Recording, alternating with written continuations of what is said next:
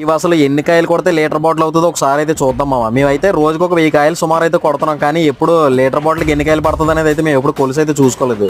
మేము కొట్టే బాటిల్ అయితే మాత్రం 800 ml బాటిల్ అయితే కొడతా ఉంటాం మామ. మేము లీటర్ బాటిల్ అయితే కొట్టాం, కానీ ఈ రోజు అయితే లీటర్ బాటిల్లోకి అసలు ఎన్ని కాయలు పడుతుందో మేమైతే టెస్ట్ చేద్దామని చెప్పి ఒక బాటిల్ తీసుకొచ్చి కాయలు అయితే కొడతా ఉన్నమాట.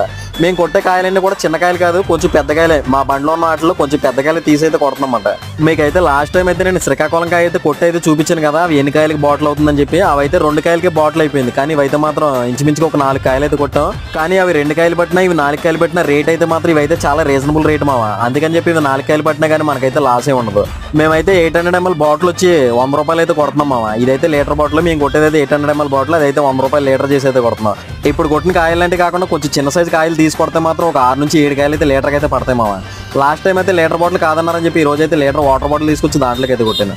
ఛానల్ అయితే సబ్స్క్రైబ్ చేయడం మాత్రం మర్చిపోక మావా. ఇది వ్యాపారం.